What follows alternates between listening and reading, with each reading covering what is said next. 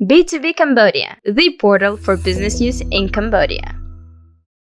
This is B2B Cambodia, the portal for business news in Cambodia. I am Anthony Galliano. Today, I'm interviewing Jim Brooke. Jim has a long career and history in journalism, and that career also encompasses Cambodia for a period of time, as other parts of the world as well, and most recently in Kyiv, Ukraine, where it's become a very interesting topic of discussion. So first, let me introduce Jim. Hi, Anthony. How are you? Jim, can you just tell us a little bit about your history in journalism, how it started and how it got you through Cambodia and then eventually to the Ukraine? I hate to say it, but I've been a journalist for almost 50 years. I was a reporter for the New York Times for 24, and then I was in Moscow for 8 years, first as the Bloomberg bureau chief and then Voice of America. And then I came to Cambodia, and then I left here after 2 years to work in Kyiv, Ukraine. So Ukraine is the topic of discussion around the world. There's a lot of concern that this conflict is going on longer with more weaponization and potential for possible stronger weapons being used by Russia, maybe tactical nuclear weapons as Putin has put that on the table. What is your read of the current status of the war? Yeah. Well, Anthony, short answer, Ukraine will win, okay? It's just a matter of when. I think there's been I think the Europeans are quite frightened by what the Russians did. And the Poles figured better to fight in eastern Ukraine than in eastern Poland. I heard Slovakia gave all its MiGs and all its tanks to the Ukrainian army. Finland, which was sitting on the fence for 70 years, joined NATO 3 months ago. Sweden will join in the second half of this year. So, and NATO has expanded its land border with Russia by double it. So what's going to happen? I think there'll be, in this offensive, there'll be 2 steps forward, 1 step back. It will not be easy because the Russians have had 6 months to build their defenses. I gave a talk yesterday at the Met House about the Russia-Ukraine war, and there was a French woman there, and I reminded her about the Maginot Line, which in this context here would be the Great Wall of China. It's all very nice to build walls and defensive fortifications, but in the case of the Maginot Line, the Germans went around them. I think there will be a breach of the Russian lines. The Ukrainians will pour through and probably isolate Crimea. The big $64 question to watch this summer, this fall, is will Ukraine retake Crimea, which is legally Ukrainian? I don't know the answer to that. I think we are all witnesses to history. This is the largest war in Europe since 1945. The Russians blew up that hydroelectric dam. That is the biggest case of ecocide since Saddam Hussein set the wells on fire as he retreated from Kuwait. This is a very significant event. It's had a huge impact on people in Europe, and unfortunately it has rendered Russia kind of isolated, very isolated, and the future does not look good for Russia.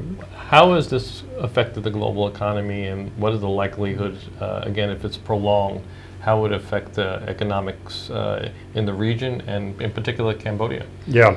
Well, first, here's a business thing. When I was the Bloomberg bureau chief in Moscow, the Kremlin would roll out the red carpet for me to get Bloomberg TV. We had a special room into what's called the St. Petersburg International Economic Forum, which was every June. It just took place. And they were courting foreign investments, foreign investors and investments.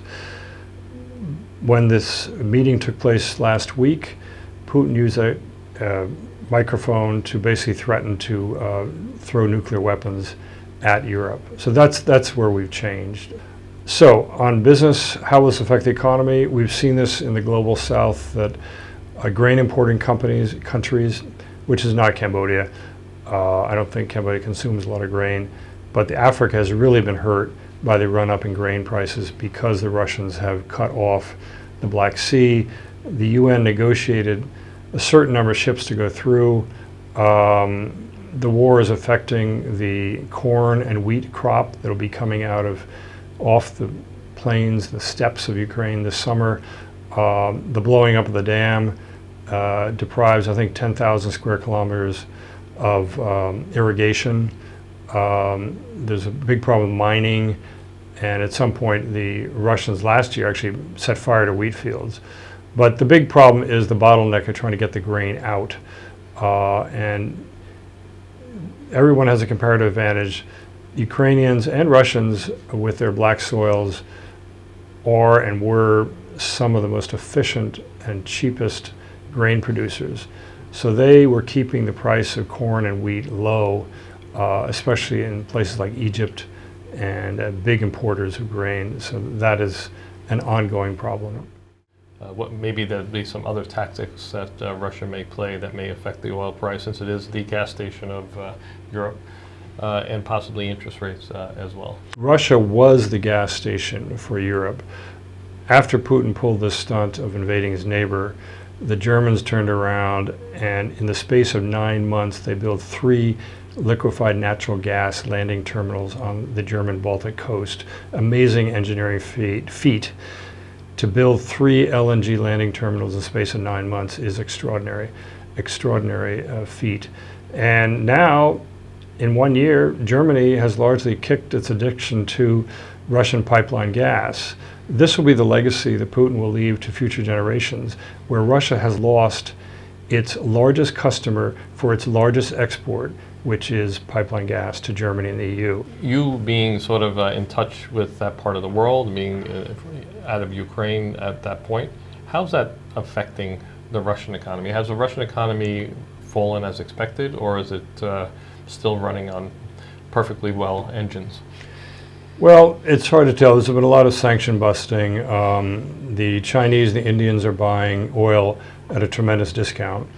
Indians and Chinese may be paying to Russia about the same amount of money as the lifting cost. They're not making a lot of money by their sales because they're selling at a discount, and they're taken by ship all around the Cape of Good Hope to India and on to China. So it's expensive, the insurance is expensive. I think here in Cambodia, you're probably seeing more Russians here, living here, and that could be a plus. They come with skills. One impact of the war is that 1 million of Russia's best and their brightest have left. It's a huge brain drain. Now, we see it most visibly with a huge line of cars last fall going into Georgia and Kazakhstan.